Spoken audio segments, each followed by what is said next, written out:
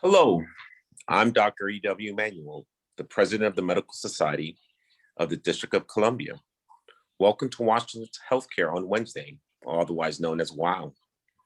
It's MSDC weekly program devoted to informing and connecting the Washington, D.C. physician community. This week, we're celebrating National Women's History Month. We celebrate Women's History Month to remind ourselves of the many accomplishments women have made throughout the years. It's a time to reflect and remind ourselves and others on the trailblazing women who have led the way for the change. How did it start? Well, a little history. On March 8th in 1909, International Women's Day was created. A year later, in 1910, on March 8th, 17 countries attended the International Women's Day in Copenhagen. And March 8th in 1975, the United Nations identified Women's History Month. A year later, a task force in California created Women's History Week. In 1980, Jimmy Carter declared the start of National Women's History Week. 10 years later, Congress declared the month of March Women's History Month. That wasn't until 1987. Today, we have two exciting women who I'm fortunate to interview, Dr. Muriel Wolf and Dr. Roselyn Epps. Welcome, ladies, and please tell us a little about yourselves. Dr. Epps, would you like to begin? Sure, I'd be happy to. So I'm Dr. Roselyn E Epps, native Washingtonian, and I matriculated to Howard University College of Medicine, and I have had a career in pediatrics and dermatology. I was a practicing pediatric dermatologist. I was chief of dermatology at Children's National Medical Center in private practice. And now I am a physician at the Food and Drug Administration in the Office of New Drugs in dermatology and dentistry. Thank you, Dr. Epps. Dr. Wolf, would you tell us how your career began? I'm Muriel Wolf, and my undergraduate school was at Smith College, where I went for 3 years, and then I went on to Yale Medical School. I graduated from Yale Medical School and did a residency in pediatrics and a fellowship in pediatric cardiology. I worked at Johns Hopkins and taught there in cardiology for a number of years. And then I worked at Children's for, believe it or not, 50 years. And I retired 4 years ago. So I am a senior person and senior physician. In fact, Dr. Roz Epps was once a resident of mine quite a while ago. I am now retired. Not that long ago. I retired from Children's, and I'm still working advising, and I'm the co-chair of the advisory committee to the lead poisoning and prevention division of the Department of Energy of the District of Columbia, and I'm also on the board of the Academy of Pediatrics as the chairman of the senior section. So that gives you an idea of where I've been. Well, I'm curious, Dr. Wolf, how many women were in your graduating class? There were 5 women in my medical school class out of 80 students. And all 5 of us went on to train in specialties. And every one of the women that was in my medical school class, all 5 out of the 80 did have a career in medicine. They worked a long time, as I did. I only raised that because at the time many people said, oh, you're going to get married and you're going to have kids and you're going to drop out. And none of them did. So I thought that you'd appreciate that that was a comment that was frequently made to us. I graduated medical school, I'm not afraid to say, in 1959. So that's a long time ago. And I didn't originally plan to go to medical school, but I worked one summer after my second year of college at Yale in the pharmacology department. And that was because I'd had a year of chemistry, so they took me to work for the summer. And I decided, gee, I don't think I want to do science per se in the lab, but maybe I'll go to medical school. So I decided I'd go to medical school. This was after my second year at college. And I changed all my courses. And in fact, my third year of college, I took physics, organic chemistry, and zoology. So I spent the year in the lab, and I monitored the music and philosophy courses. I originally had planned to be a philosophy major. I then decided I'd go to medical school, but my mom, who was a very smart lady, she thought it's a very hard road to follow, and she had a cousin who was a very good internist. And this was a lady in the 1930s, I'm sorry. And she never married, and I think my mother was afraid that I might never marry if I went to medical school. So she was not encouraging me about it. But my grandfather, who was born in 1860 and was 90 years old, said, if she wants to go to medical school, you let her. And my mother would never disagree with my grandfather. So I applied to medical school. And that's what happened. Wow, what a path. And then I can tell you that I had gotten all the applications to go to medical school, but I hadn't said anything. When my grandfather said that, I sent the applications in, and within 2 weeks I had an interview at Yale, and within 2 weeks or 3 weeks I had an interview at Harvard, and I was going to have an interview at Tufts. But about 10 days after my interview at Yale, I was accepted, and then I got accepted from Harvard. But they said, we'll take you, but we want you to take the MCAT, which are the exams that you have to take when you go to medical school. So I called Harvard and said, I'm sorry, I'm going to Yale because I don't want to take the MCATs, and I've already been accepted to Yale. So that's the story about how I got to medical school. And my mother eventually was very proud of the fact that I had gotten in, although initially she was not excited about the whole idea. Okay. Dr. Epps, what inspired you to go to medical school? Well, I was always interested in sciences and biology. And when I went to Brown undergraduate school, Brown University, instead of biology, they had pre-medical school. So that's my major, and I took those classes. But I was very inspired, of course, by my mother, Dr. Roselyn Payne Epps. And when she went to medical school as an African-American woman, there were 13 African-American women in medical school in the country, and very few women at that time, and a couple of years before Dr. Wolf. And she endured those comments as well about why she was in medicine. But she was inspired by her mother. At one time when she was a child, she decided, and she thought about being a nurse, but when she was 6 years old, she decided to be a pediatrician. And that's what she did. She was very focused and very determined. And she made everything look easy, although many of the things she did were probably very difficult as not only female, as a woman of color, African American, but also first in many aspects, because at that time there were not many women in medicine.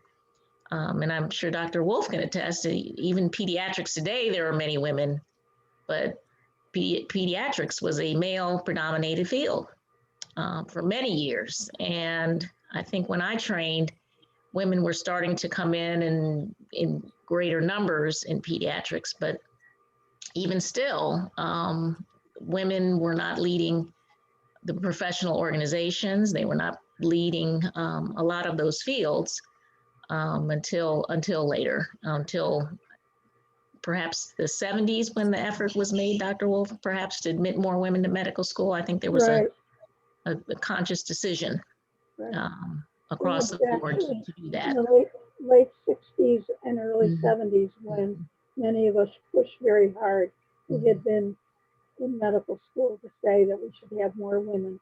And that actually probably started right somewhere in the 70s when the classes increased in terms of the number of women. You're correct. I'm sorry? I said I think you were correct. I was later on. I was in later on in the 80s. Half of my class was female. Okay. My graduating class. So we were moved quite along. I mean, there were always, unlike some schools, I guess they had one or two. I think the very first class at Howard University, out of 8, 5 were women, and they were the daughters of physicians who could not be admitted to medical school. And I'm sure it dipped up and down, but it wasn't until, I guess, the early to mid 70s when I think they admitted consciously a large cohort of women. Right. Hmm. Well, one of the things I was going to mention is that when I was on one of the boards at Yale in the 1970s, because at that time there were very few women that they could ask to be on boards, so I did get on boards and actually pushed very hard to get women to be able to, more women to be in medical school, because it seemed a shame that many women who were talented had not either been encouraged or had not been offered spots at medical school. And that was, you're right, in the late 70s, in the early 70s to the later 70s, when the classes started to increase as far as the number of women were concerned. So I'm curious to know from both of you, medicine was and still is a male-dominated profession. And the reason why I say that, although there may be many medical class with 50% women or more, it's still institutionalized from a man's point of view, reference. What is it like? What was it like being a woman in medical school? Who'd like to start? I'd be happy to start. Being one of 5 women in a class of 80 was very interesting. Actually, my classmates were very supportive to me, which was interesting. When I would have issues, I had only had very basic sciences, and so many of the male students who were in my class would help me in the beginning so that I could do better as far as my studies were concerned. So I always felt that the students in my class were very supportive. I would say, however, that when one went to go to residency training and when one went to interview, I can remember, in fact, at one time I was not certain whether I was going to do internal medicine or pediatrics, and I interviewed at several programs in internal medicine. And I can remember one man whose wife was actually a pediatrician saying, "Oh, well, you're just going to start this program and you're going to stop and you're going to have babies and you're going to get married and have babies and you're not going to ever finish." And that was not only one man, but it was several other people who interviewed me. And on that basis, I finally decided maybe internal medicine wasn't the right specialty to go into at that time. So I decided that I would do pediatrics. Hopefully that doesn't happen as much anymore, although I still think it could be an issue. Okay, I want to come back to that in a moment because there's an undertone there. But Dr. Epps, what was it like being a woman in, I know the school you attended, Howard, had 50% women, but still it's in an institution, so to speak, structurally created for men. What was it like? Well, it was very collegial. The students were very accepting. We had women professors as well as men. You're right, most of the chair of the departments, whether it was preclinical or clinical departments were male, but they were starting to feel more accepting. There were women residents in surgery and some of the fields that were more demanding on time as far as call and length of the training.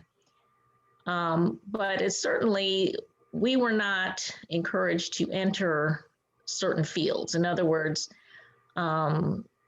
women were allowed to apply to all fields. Now, whether or not they were accepted across the board, across the country is another matter, but certainly no one was say, well, this is a man's residency, or this is one we don't, this may not be good for you, or, we did not hear, at least none of my colleagues that I'm aware of, what I call being discouraged. Now, when my mother came through, it was quite different, of course. And over the course of her training and career, she had 4 children, which was very different at that time because there were no laws about, maternity leave, and had to be negotiated each time, and how you negotiate school obligations and other commitments while working, when most of the other mothers did not work. So it was an interesting time, but it wasn't something that, what if she was very organized and made sure never missed a, school play or a parents meeting, and attended functions, and as a parent would for 4 kids. So, but at that time, families were quite large too. I mean, now perhaps people have 1 or 2, but when my parents were coming through, because my father, Dr. Charles Epps, also a physician, it wasn't unusual to see families of 5, 6 kids. So certainly negotiating that, and you share other part of the village. Others would carpool and do things, but she managed a very successful career and a family life. Did you, well, back to what Dr. Wolf spoke about, the mention of this, it may be better for you to be a pediatrician. And I noticed, Dr. Epps, that your mom was a pediatrician, and I'm speaking to 2 pediatricians, those specialized, one in dermatology, the other cardiac pediatrician. Did you feel as though you were encouraged or steered into trying the field of pediatric because it was more suitable for women? Not particularly, not for me. Certainly, some of my classmates, we have a couple of female orthopedic surgeons and general surgeons and other fields too. So I don't feel I was steered in that direction.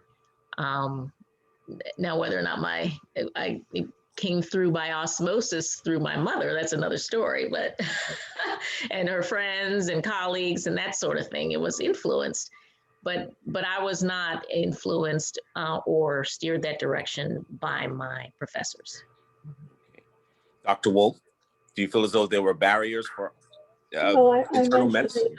I mentioned the issue of being interviewing both for internal medicine and pediatrics. And then I finally decided that pediatrics was better for me. I love children. I had spent time growing up working with kids. I had tutored some children. I had, during the summers, helped take care of children. So I was very fond of children. And in fact, at one time, I even thought of being a teacher of children before I went on to college and such. So I would say it was a natural thing to be doing pediatrics.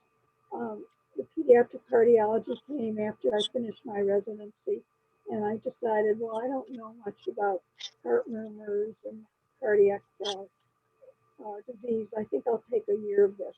And then after I'd spent a year of this at cardiology at Hopkins, I thought, gee, if I have another year, I will even be able to almost complete a fellowship. And then before you know it, I spent 2 years, and then I did research. And I loved being around children, and I loved the families. So it was a very natural thing to be able to do. I did cardiac catheterizations at one time, which is a little bit more interventional types of work. But mainly I did clinical work taking care of children, both in pediatrics and pediatric cardiology. And loving kids made it a lot of fun. It was not really like working. It was really fun to be in. Okay. So how did you guys balance work and family at that time? I was very lucky that I had a woman that joined us when my first child was born. I had two daughters, and she joined us when my first daughter was born, and she worked with us for 13 years. So I was very fortunate to have a tremendously good support system at home with Sadie. In fact, Sadie was like a grandmother to our children. My husband was phenomenal. He was very understanding, and he really jumped in to help out. So that was a very important part of it. I think if I hadn't had a husband who was as supportive as he was, it might have been a difficult thing to do. But we shared things. He helped some in the household more. He did some of the shopping, which was really wonderful, so that I did not have to go frequently to the grocery store as such. And that was a big, important thing in our lives. So having a supportive spouse or companion, and having a person who could help you in the house with the children when you weren't there was the reason I was able to complete this. And then at one point after I had my second child, the woman who helped me with the children said, you know, Dr. Wolf, I'm not going to be able to clean in your house anymore. So we ended up having somebody who helped to do the cleaning in the house, and she took care of the children. So that's how we were able to work it out. Dr. Epps, how did you balance? Well, I modeled my mother had a lot, very well organized, and she too had household help. And a lot of her colleagues who were a little ahead of her said, even if that's all you do, that's what you need is help at home. Well, and one thing she did not want us to be, it was latchkey kids. She said she wanted to make sure someone was there to let us in or go out, but not have keys and be at home alone. So my father, as Dr. Wolf has pointed out, was very supportive, and he would do the grocery shopping, believe it or not, and with all of us in tow, and of course everyone oohed and awed in the grocery store, I guess, with 4 children trailing behind him as he did his grocery shopping, but also emotionally very supportive. And I think they had a village. My father would drive the carpool in the morning, and someone else would do the pickup in the evening, and she would had certain she always cooked dinner. My mother did the cooking. So there was a real partnership and a lot of assistance from friends and colleagues, so that everybody could do their school work and their responsibilities or after school activities.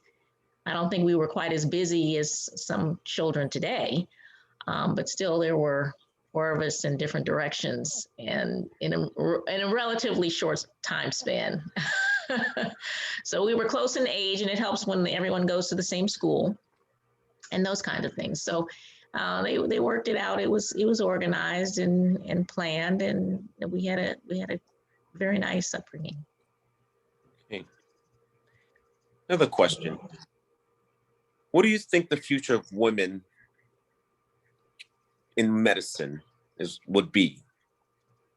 And what words would you provide to young women who are thinking of medicine or in medicine currently?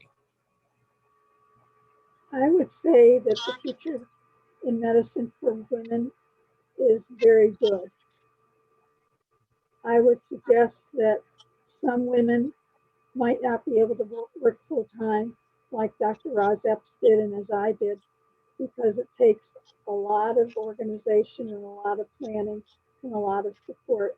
And I hear of some people who are in medicine who are finding it difficult to have a full-time job and to also have to run a household, because many of them have spouses or companions that may not be around as much.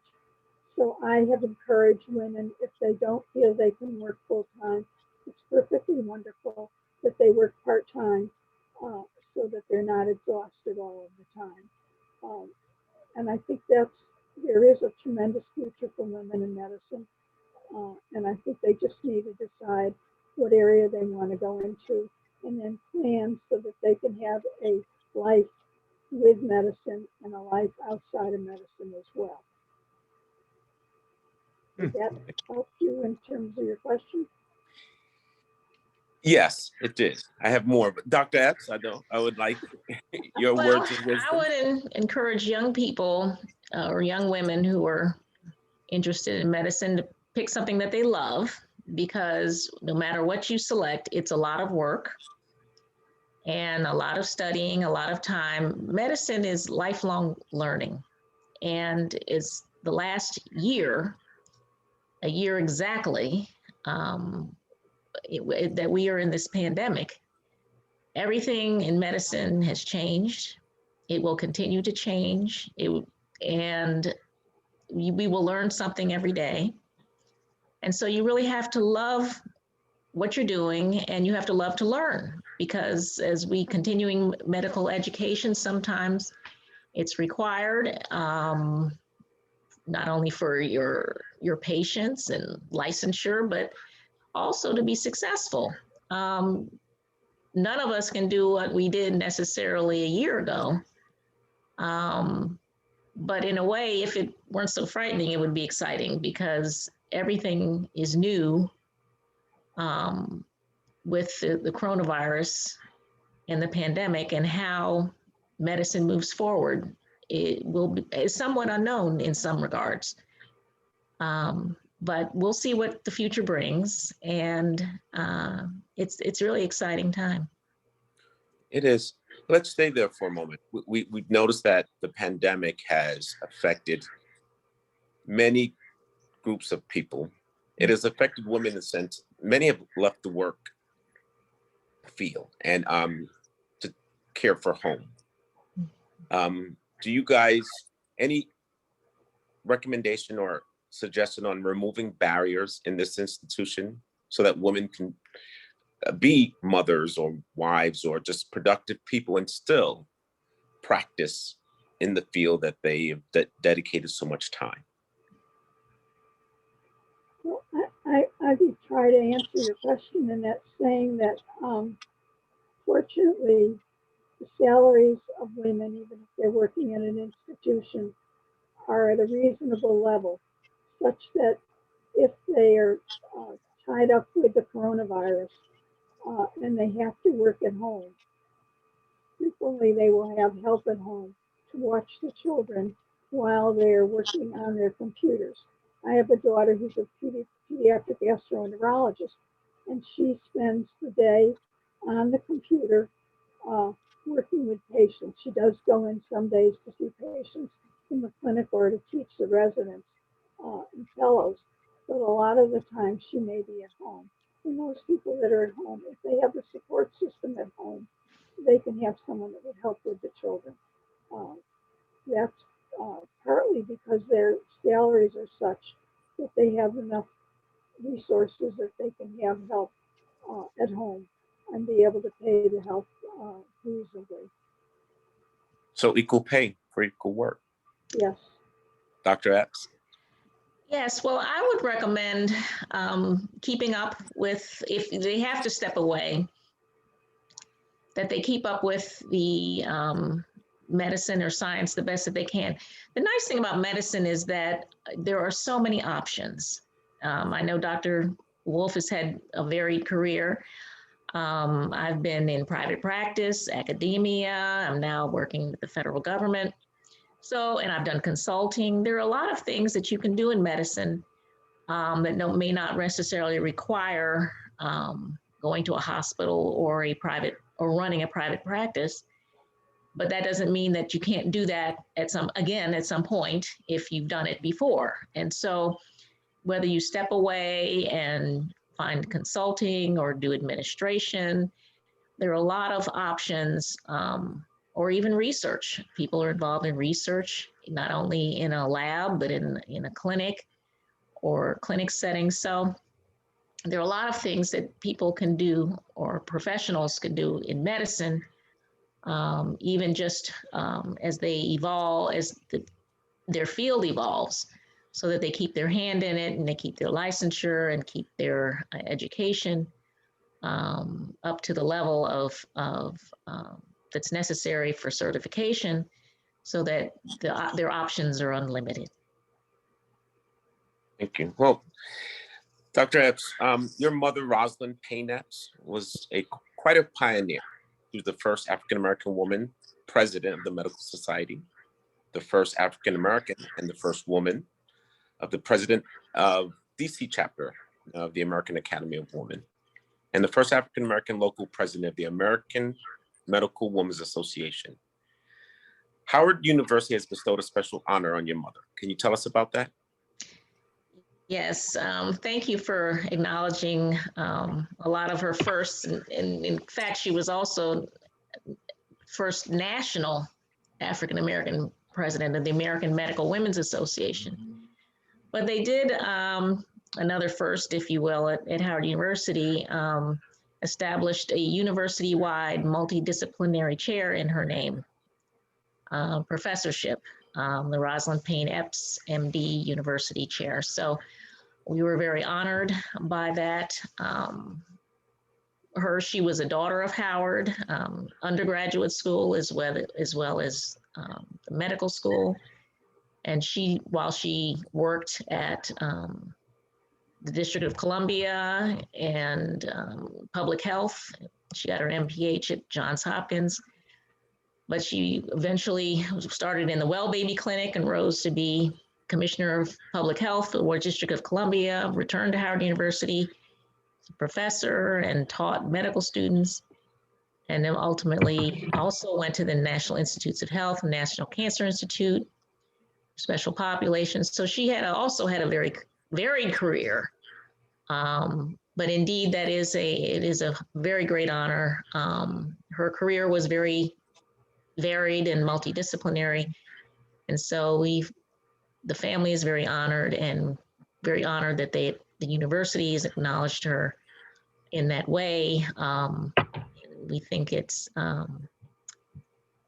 very touching. Thank you for acknowledging that, and as well as many of her firsts. Those were just a few of her firsts, because when you are a pioneer, sometimes many of the things you do, you are the first. So thank you, Dr. Emanuel. You're welcome. I think this is long overdue. I think every year, the pandemic put a recognition on women's accomplishment to a slow, not stop, but to a slowness from last year. But I think this year it's increasing. And one of the things I'd say is women are the backbone of our society. We're nourished by them. And it's amazing to me that in 2021, we're still recognizing so much that they've given and so much more that women could have given if just the barriers were removed earlier, I would say. So before we close, I'd like to say any last words from either of you. Dr. Wolf? I think you're unmuted. I think she's muted, so we'll let her finish up. And I want to thank you, Dr. Emanuel, for inviting me to make comments and participate. Certainly, you are an obstetrician gynecologist, correct? So yes. Those are your clientele, women and people delivering babies, and that's a very mainly happy profession, but mothers or people that that you encounter it professionally, but everyone has a mother. Yes. Everyone came from a woman. Yes. Or a pregnant person. So it's International Women's Month, International Women's Day, and it's something that's glad that the Medical Society of the District of Columbia acknowledged women. Women have been a strong supporters of the Medical Society over the years, not only professionally, but also the auxiliary over the years has been very strong. But women physicians do contribute to medicine. And certainly men physicians have been partners and promoters along the way. And we're pleased and proud to contribute more when we are able and in partnership. So we thank you. Thank you. Dr. Wolf? I would agree with what Dr. Epps was saying. I would also like to mention that I've had great experience in providing leadership for women early on, because since there were only 5 women in my class, I was called upon frequently to be a woman on committees. In fact, was the first woman president of the Yale Medical School Alumni Association in 150 years. And I did it because I felt that people should realize that women could do these jobs as well. I also was first woman in 100+ years of the president of the Yale Club of Washington. Now, it's not something I really wanted to do, but I felt it was time that a woman after 100 and some odd years should be able to do the same job as the men did. So we did that. I also was able to work on the Alumni Association of Yale in general, and helped to create fellowships where people could come to cities and learn about working in social welfare agencies. In fact, it's now a program which is all over the United States, that during the summer, students from the college come into the cities and have a chance to work in social welfare areas. And as a result of that and other things that I did as far as leadership at Yale, I was given the Yale Medal. And there are not very many women that have gotten that, although recently I noticed there are a few more women that have been elected to get the Yale Medal. So it's been a challenge to be able to provide leadership and to be able to show that women can be leaders as well as men, and they can do a pretty good job. I agree with Roz that this is Women's International Day, and I think we need to recognize mothers and women in general and the great job that women are doing. And I appreciate your asking us to speak with you. Well, So Dr. Wolf, the moral of the story is say yes. When they ask you to do something, say yes. That's right. I feel fortunate, and has been an honor to interview the both of you. And thank you for this time. And I hope that our audience have enjoyed this important discussion. I hope that we've added some inspiration as well as light upon not just what women have done, but what women can do in the future for the field of medicine and beyond. For more information about these series, please visit us at msdc.org and look under for physicians. For information on our WOW series, visit msdc.org/WHOW. Thank you, ladies, and enjoy your evening. Thank you. Thank you for having us. Thank you for having us.